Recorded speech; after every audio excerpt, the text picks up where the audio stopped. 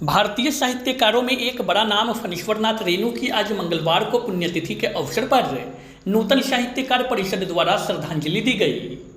कांटी स्थित साहित्य भवन सभागार में आयोजित कार्यक्रम में रेणु जी के चित्र पर माल्यार्पण कर श्रद्धांजलि दी गई।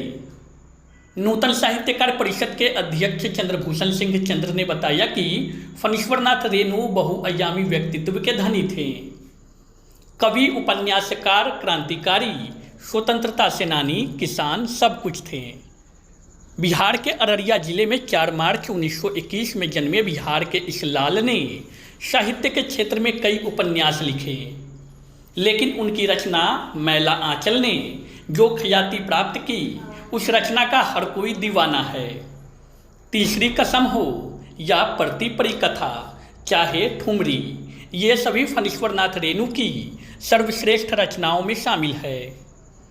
आंचलिक लेखक के रूप में फणीश्वरनाथ रेणु ने अपनी रचनाओं को संवारने में कोई कसर नहीं छोड़ी। मैला आंचल उपन्यास के लिए उन्हें पद्मश्री से सम्मानित किया गया। हालांकि उन्होंने बाद में चलकर इस सम्मान को वापस लौटा दिया था। स्वतंत्रता आंदोलन की लड़ाई में उन्होंने बढ़ चढ़कर भाग लिया था।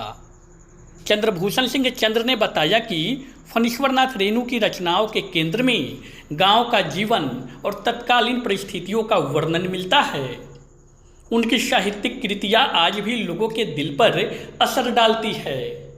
फणीश्वरनाथ रेणु की कृतियों में मुंशी प्रेमचंद्र की छाप नजर आती है।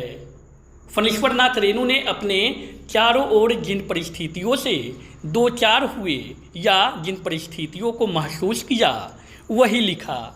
यही वजह है कि साहित्य की दुनिया से लगाव रखने वाले करोड़ों लोग आज भी उनके प्रशंसक हैं। फणीश्वरनाथ रेणु आंचलिक साहित्यकारों में से एक थे, लेकिन आंचलिक साहित्य की रचना प्रेमचंद्र ने भी की, बेनीपुरी जी ने भी की, शिवपूजन सहाय ने, लेकिन पूर्ण रूप से आंचलिकता रेणु जी के साहित्य में ही है। रेणु जी के साहित्य में जो आंचलिकता है वो और अन्य किसी साहित्यकारों में नहीं है। उन्हें लिखा तो कम जरूर है, लेकिन इतना सुंदर और इतना मार्मिक कि लोगों को हिला देता है। मैं रेणु जी की ये फिल्म की चर्चा अगर करूं तो तीसरी कसम फिल्म अपने ढंग की एक अजीबोगरीब फिल्म है। फिल्में बनी हैं प्रेम आधारित, लेकिन वैसी फिल्म नहीं, वो फिल्मों के अथी से हटके बनाई गई फिल्म है तीसरी कसम, जो मारा गया गुलफाम पर बनाई गई तस्वीर है फिल्म है। आपकी प्रिय रचना उनकी कोई लिखी हुई कौन सी सबसे प्रिय रचना लगती है?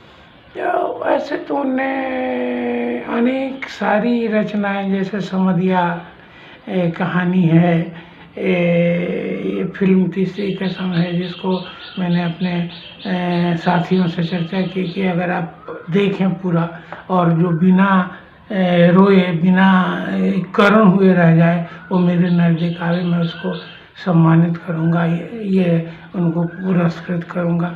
और जितने लोगों को, जितने साथियों को मैंने कहा, उन लोगों ने देखा तो देखने के बाद सबने कहा कि नहीं, मैं बार बार रोया। वैसी कहानी है वो तीसरी कसम, जो मारा गया गुलफाम पर बना है।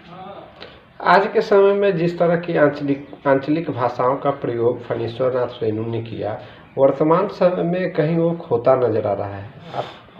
वो आजकल आंचलिकता के बहाने में लोग, हमको लगता है, अश्लीलता परोस रहे हैं आंचलिकता के बहाने, और आंचलिकता में वो दम नहीं, वो बात नहीं।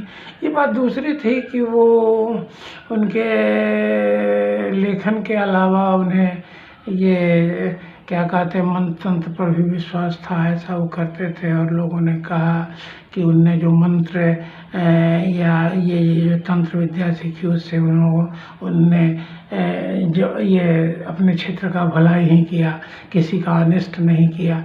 फिर भी आजकल ये सब बातें विद्वानों के बीच नहीं चलती। आंचलिकता के बावजूद ये तंत्र मंत्र की बात नहीं चलती है। अच्छा, उनके लिखे लेखनी से वर्तमान समय के लेखकों को क्या सीख लेनी चाहिए? सीख लेनी मैंने उनको अपने जिस क्षेत्र में रहते हैं उस क्षेत्र की भाषा की जानकारी तो होनी चाहिए और उस भाषा को बोलने में थोड़ा भी संकोच महसूस नहीं करना चाहिए और अपने क्षेत्र की समस्याओं को, अपने क्षेत्र की बातों को, अपने क्षेत्र के को उठाना चाहिए, लिखना चाहिए सुंदर ढंग से। फणीश्वरनाथ रेणु के संबंध में आज उनकी पुण्यतिथि है, आपकी अंतरात्मा से उनके लिए क्या कुछ? मैं उनको सतत नमन करता हूँ और चाहता हूँ कि बार बार इस धरती पर वैसे लेखक को भगवान भेजें, वो आवें और आंचलिकता का बोध करावें अपने लोगों को।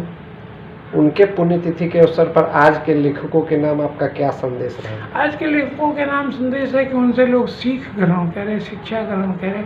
उनकी जयंतियाँ मनाने से, उनकी पुण्यतिथि मनाने से क्या रखा है? अगर वो ये सब मनाने के बाद भी उनसे सीख नहीं ग्रहण किए तो सारा कुछ बेकार है।